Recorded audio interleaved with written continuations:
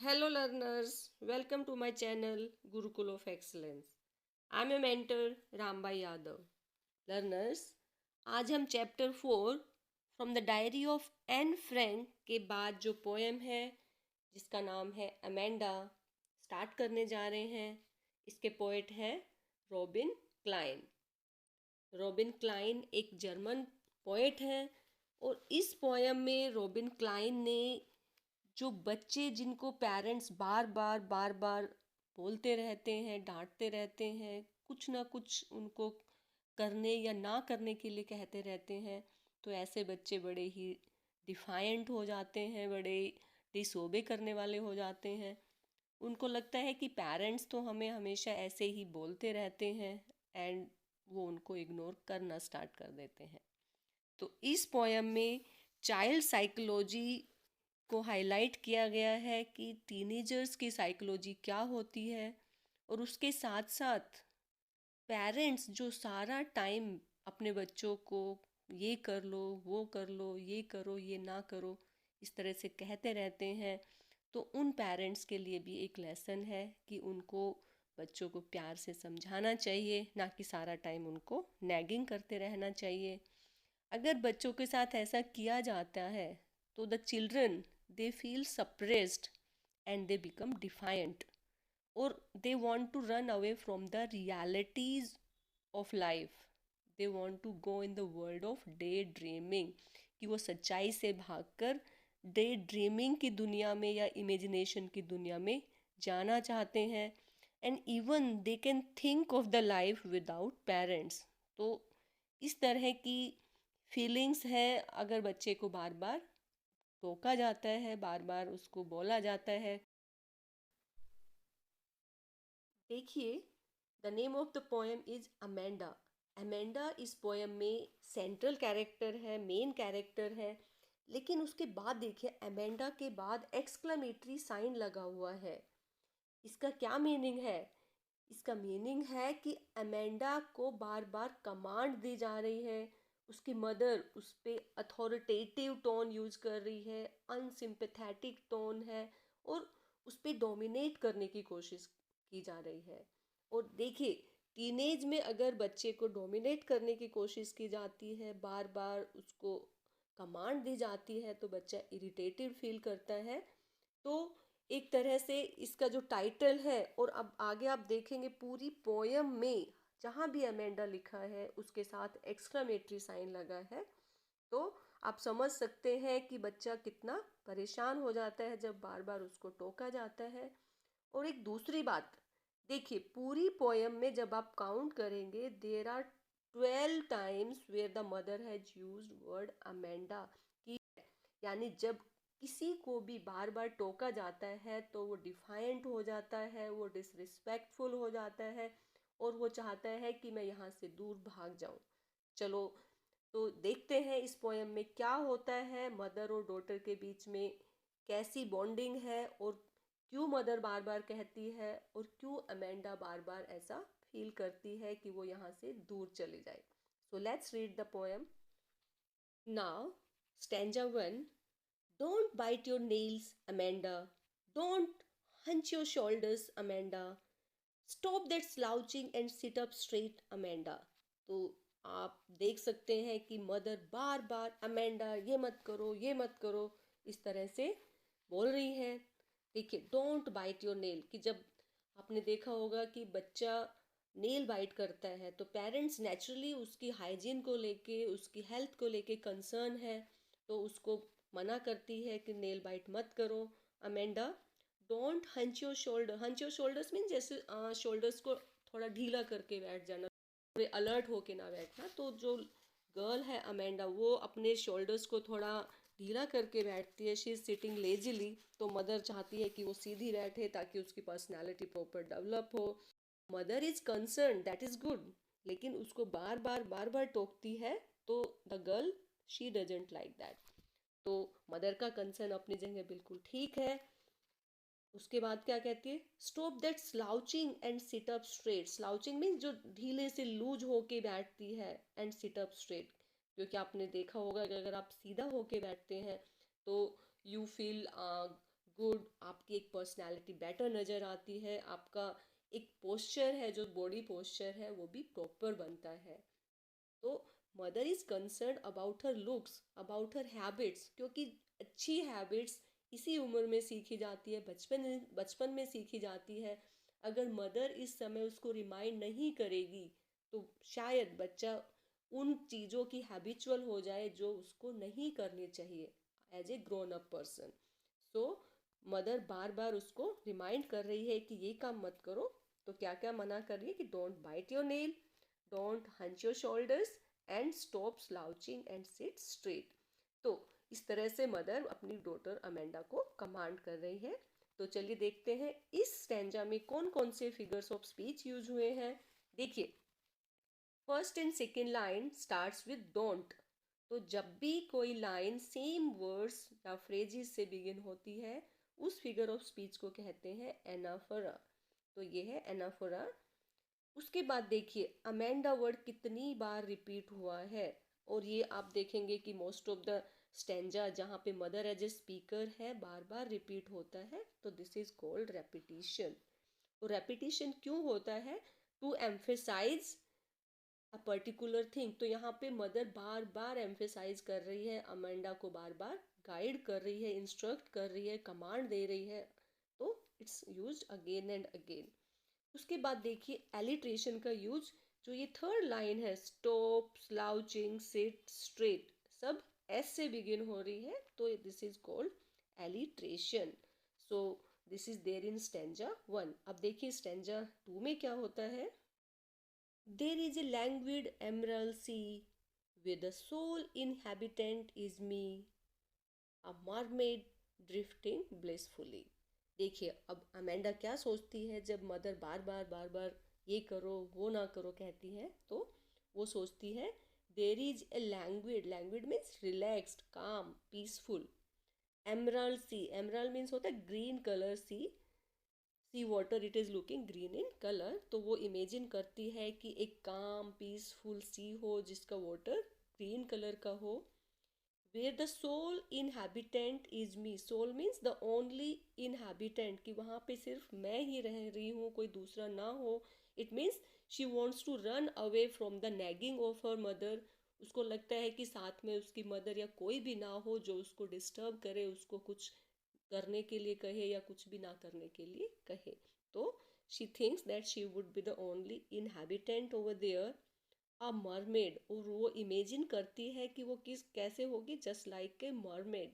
Mermaid क्या होता है? दिस इज यू कैन से फेरी टेल, जैसे फेरी टेल्स में होता है जिसमें क्या होता है, body and head that is like a female of the human, और जो lower part of the body that is like the fish. तो she imagines that she is just like a mermaid drifting blissfully। drifting means moving along the waves in a very blissful manner, in a very cheerful manner।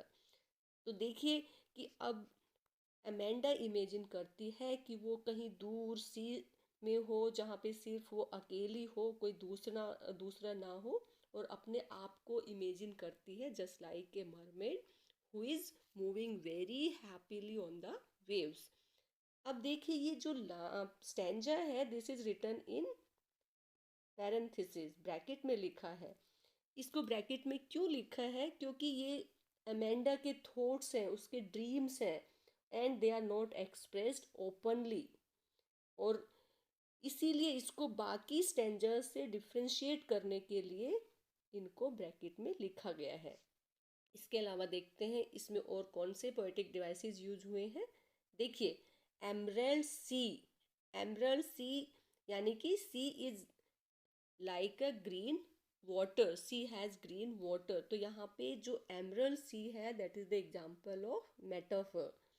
इसके बाद देखिए जब भी किसी historical thing हो या कोई मैथोलॉजिकल पर्सन हो या कोई कल्चरल या लिटरेरी या पॉलिटिकल फील्ड से रिलेटेड किसी पर्सन का रेफरेंस आता है, तो उसको कहते हैं एल्यूजन। यहाँ पे देखिए मरमेड का रेफरेंस है, मरमेड ड्रिफ्टिंग ब्लिसफुली, तो दैट इज़ ए माइथोलॉजिकल, जैसे फेरी टेल्स में होता है, उसका जो रेफरेंस किया गया है, इस टाइप के फिगर ऑफ स्पीच को बोलते हैं एल्यूजन। चलिए अब बढ़ते हैं नेक्स्ट स्टेंजा पर। Did you finish your homework, Amanda? Did you tidy your room, Amanda? I thought I told you to clean your shoes, Amanda. तो अब आप समझ ही गए होंगे कि स्पीकर कौन है इस स्टेंजा में। इस स्टेंजा में स्पीकर मदर है और वो अमेंडा से इंक्वायरी कर रही है कि तुमने अपना होमवर्क फिनिश किया कि नहीं, क्या तुमने अपना रूम साफ किया कि नहीं। और I thought I told you to clean your shoes, कि मैंने आपको शूज़ साफ़ करने के लिए कहा था, have you clean your shoes और नॉट। तो इसमें मदर जनरल बातें पूछ रही हैं जो कि एक बच्चे से एक्सपेक्टेड होती हैं, लेकिन बार बार अमेंडा अमेंडा करके पूछती है तो फिर बच्चा इरिटेट हो जाता है। तो हम समझ गए कि इसमें स्पीकर मदर है। देख लेते हैं फिगर्स ऑफ स्पीच कौन कौन से यूज हुए हैं। देखिए, डिड यू दोनों सेम वर्ड से स्टार्ट हो रहे हैं दोनों लाइंस, तो ये होगा anaphora. This figure of speech is called anaphora. उसके बाद देखिए थर्ड लाइन में ओ वोवेल साउंड बड़ी ही प्रोमिनेंट है। Thought, told, you, to, your, shoes, तो इसको बोलते हैं एसोनेंस। जब भी कोई वोवेल की साउंड रिपीट होती है दैट इज कॉल्ड एसोनेंस। तो अब मूव करते हैं नेक्स्ट स्टेंजा पे।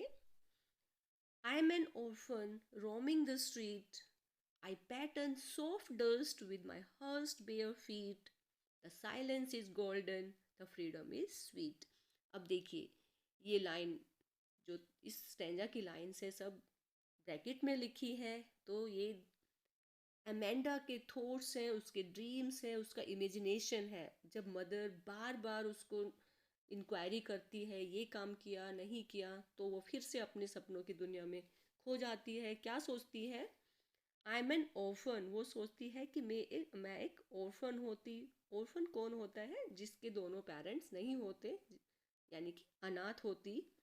रोमिंग द स्ट्रीट, और स्ट्रीट में घूम रही होती, क्योंकि मदर ने कहा है ना कि शूज़ क्लीन किए हैं कि नहीं। तो वहाँ जब ऑर्फन होता है जिसके पेरेंट्स नहीं होते, यानी कोई उसको रोकने टोकने वाला नहीं होगा, and she can roam in the streets. I pattern soft dust with my hushed bare feet, तो वो सोचती है कि मैं सॉफ्ट डस्ट पे अपने पैरों से, बेयर फीट से कोई पैटर्न बनाऊंगी। Hushed means quiet and still, कि वहाँ पे बिल्कुल कोई कुछ कहने वाला नहीं होगा, और वो अपने पैरों से, जैसे मिट्टी पे हम लोग पैटर्न बनाते हैं, डिजाइन बनाते हैं, तो she thinks that she will be all alone, और मिट्टी पे डिफरेंट पैटर्न्स बनाएगी और कोई भी उसको टोकने वाला नहीं होगा, क्योंकि she thinks that she is an orphan. The silence is golden, the freedom is sweet. यहाँ अमेंडा सोचती है कि silence is just like gold and freedom is very sweet, क्योंकि अब उसको साइलेंस चाहिए, उसको फ्रीडम चाहिए। वो नहीं चाहती कि उसकी मदर उसकी बार बार नैगिंग करे, उसको बार बार इंस्ट्रक्शंस दे, उसको अथॉरिटेटिव कमांड दे, and she wants to live freely and she feels that is very sweet. तो अब देख लेते हैं कि इस स्टैंजा में कौन कौन से पोएटिक डिवाइसेस यूज हुए हैं। देखिए, line first and second of this stanza begin with I, तो दैट इज एनाफोरा। और ये देखिए hushed bare feet, this is transferred epithet. Transferred epithet क्या होता है? This is a poetic device in which an adjective is used not with the noun which it normally qualifies but with some other noun. अब देखिए hushed means quiet and still, तो यहाँ पे feet नहीं होते, bear feet quiet and still नहीं होते। It is Amanda, I should be quiet and still, so this is transferred epithet. चलिए अब नेक्स्ट स्टेंजा पे बढ़ते हैं। Don't eat that chocolate Amanda, remember your acne Amanda, will you please look at me when I am speaking to you Amanda. तो आप समझ गए होंगे इस स्टेंजा में स्पीकर मदर है। वो क्या चाह रही है अमेंडा क्या ना करे? डोंट ईट दैट चॉकलेट, कि चॉकलेट ना खाए। Why? Remember your acne Amanda, क्योंकि ज़्यादा चॉकलेट खाने से एक्ने की प्रॉब्लम हो सकती है। एक्ने मीन्स पिंपल्स, और जो मुहासे हैं वो हो जाएंगे, और other skin problems can also be there. तो मदर चाहती है कि वो कम चॉकलेट खाएं, that's why she is reminding her not to eat chocolate.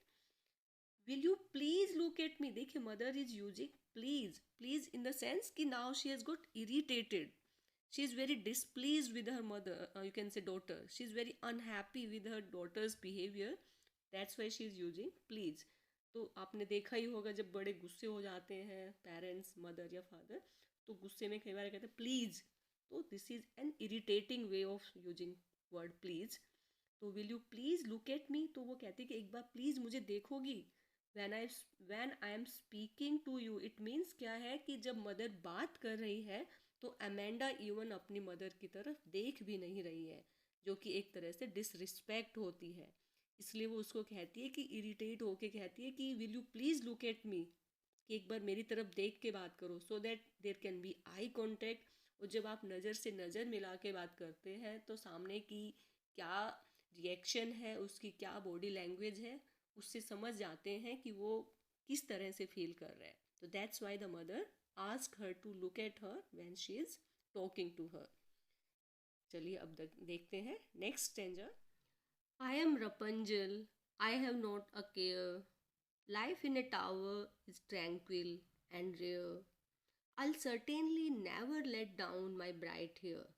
देखिए यहाँ पे अमेंडा अपने आप को रेपेंजल समझती है। लर्नर्स, आपने रेपेंजल की स्टोरी सुनी होगी। रेपेंजल एक कैरेक्टर है जर्मन फेरी टेल में। वहाँ क्या होता है कि एक विग्ड जो विच होती है वो उसको उसके पेरेंट्स से चुरा ले जाती है और उसको एक लोनली टावर में बंद कर देती है। रपेंजल के बाल बड़े ही लॉन्ग और ब्यूटीफुल होते हैं और गोल्डन कलर के होते हैं। और जब उसके प्रिंस चार्मिंग आते हैं तो वो अपने हेयर नीचे ड्रॉप कर देती है, जिसकी हेल्प से वो ऊपर आ जाता है। तो इस तरह से रपेंजल की स्टोरी है। यहाँ पे अमेंडा अपने आप को सोचती है कि मैं भी रपेंजल होती। एंड आगे क्या कहती, आई हैव नॉट ए केयर, और मैं बिल्कुल भी केयर नहीं करती। किस चीज़ का केयर नहीं करती? Life in a tower is tranquil and rare, कि अगर मुझे भी कोई यहाँ से चुरा ले जाता और एक लोनली टावर में बंद कर देता तो लाइफ बड़ी ही ट्रैंक्विल, ट्रैंक्विल मीन्स यहाँ पे पीसफुल, बड़ी शांत लाइफ होती, एंड रेयर, और एक बड़ी ही अच्छी लाइफ होती। तो यहाँ पे अमेंडा को एक लोनली लाइफ पसंद है। वो घर की नैगिंग से, मदर की नैगिंग से बार बार परेशान हो चुकी है, तो वो एक लोनली टावर में लाइफ स्पेंड करना अच्छा समझती है। I certainly never let down my bright hair. अब देखिए लास्ट लाइन बड़ी ही इम्प्रेसिव है। अब वो कहती है कि मैं अगर टावर में बंद होती तो रपेंजल की तरह अपने ब्राइट हेयर नीचे नहीं लटका देती, जिससे उसका प्रिंस ऊपर आया था। क्योंकि यहाँ अमेंडा कहना चाहती है कि वो नहीं चाहती कि कोई उसकी जो एक पीसफुल लोनली लाइफ है उसको डिस्टर्ब करे। इनडायरेक्टली वो है अपनी मदर को पॉइंट आउट करना चाहती है कि she would never allow her mother to come to that peaceful lonely tower. तो इस तरह से हम समझ सकते हैं कि अमेंडा फिर से अपनी इमेजिनेशन की दुनिया में खोई हुई है। She doesn't want to live in the reality, जहाँ पे उसकी मदर उसको डेली नैगिंग करती है। चलिए अब देख लेते हैं कौन कौन से पोएटिक डिवाइसेस यूज हुए हैं। यहाँ पर देखिए अमेंडा अपने आप को रपेंजल से कंपेयर करती है, जो कि एक फेरी टेल का कैरेक्टर है। तो इस तरह के कंपैरिजन को हम कहते हैं अल्यूजन। एक और बात देखिए, आई एम, आई हैव, आइल, यानी कि आई वर्ड बार बार रिपीट हो रहा है, दिस इज कॉल्ड रेपिटिशन। और यहाँ क्या पोएट एम्फेसाइज करना चाह रहा है कि जो अमेंडा है वो अपने आप की दुनिया में ही खोई रहना चाहती है। She does not want to get involve in the life of reality. तो अब चलिए देखते हैं next. Stop that sulking at once Amanda, you are always so moody Amanda, anyone would think that I nagged at you Amanda. अब देखिए आप समझ ही गए होंगे, इसमें स्पीकर मदर है। मदर कहती है stop that sulking at once. Sulking means to be silent because of being angry, यानी जब आप किसी से गुस्सा होते हैं, चुप हो जाते हैं, यानी रूठ जाते हैं, दैट इज कॉल्ड सल्किंग। तो मदर कहती है कि ये रूठना बंद करो Amanda. You are always so moody, कि तुम हमेशा मूडी हो, कि जैसा मन में आता, मूड में आता वैसा करती हो Amanda. Anyone would think that I nagged at you, कि कोई सोचेगा कि मैं तुम्हारे पीछे पड़ी रहती हूँ. Nagged means to continuously complain about somebody's behaviour, यानी कि किसी की कंप्लेन करना, बार बार किसी को टोकना, दैट इज कॉल्ड नैगिंग. तो कहती है कि लोग सोचेंगे कि मैं तुम्हें नैग करती हूँ. तो आपको क्या लगता है कि मदर क्या स्टार्टिंग से नैग नहीं कर रही है? डेफिनेटली बार बार अमेंडा को टोक रही है. तो दिस इज नैगिंग ओनली. तो अगर इस तरह से यूज होता है कि यानी कि जो कह रही है कि क्या मैं, लोग सोचेंगे कि मैं करती हूँ, बट एक्चुअल में वो ऐसा कर रही है, इस फिगर ऑफ स्पीच को बोलते हैं आयरनी. तो ये आयरनिकल स्टेटमेंट है.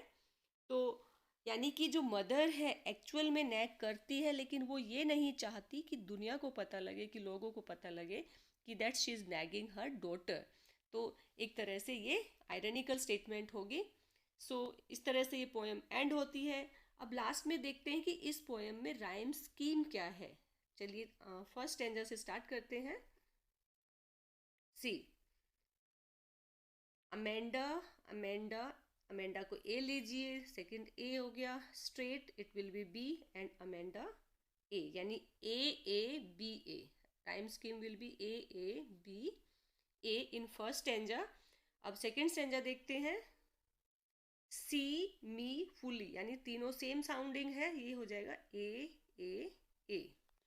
नेक्स्ट देखिए, अमेंडा, अमेंडा, शू, अमेंडा, यानी कि सेम हो गया A B A. Next is street, feet, sweet, यानी कि ये तीनों ए हो गया. Next is Amanda, Amanda, you, Amanda, यानी कि सेम हो गया A B A. Next is care, rare, hair, यानी कि A and next is Amanda, Amanda, you, Amanda, A B A, यानी कि जिन स्टैंजाज में मदर्स स्पीकर है वहाँ पर आएगा ए बी ए, और जहाँ अमेंडा स्पीकर है वहाँ पर होगा ए. तो ये इस पोएम की राइम स्कीम है. आई होप लर्नर्स कि आपको ये पोएम अच्छे से समझ आ गई होगी. सो हम समझ सकते हैं कि पोएट इस पोएम के थ्रू ये मैसेज देना चाहते हैं कि चिल्ड्रन नीड सम लिबर्टी, कि बच्चों को भी थोड़ी आज़ादी चाहिए.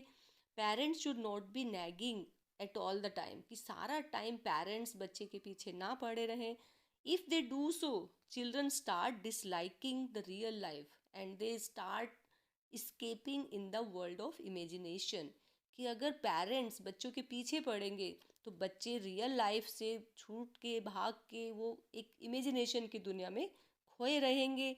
और हम ये चाहते हैं कि there should be a good and healthy relationship between the parents and the children, कि पेरेंट्स और बच्चों के बीच में अच्छे हेल्दी रिलेशनशिप बने. Parents should try to understand the psychology of the children and children should also respect their parents. तो इसके साथ ही ये पोएम का एंड होता है. Learners, if you like my video, please like it and share it with your friends and subscribe my channel. Thank you. Have a nice day.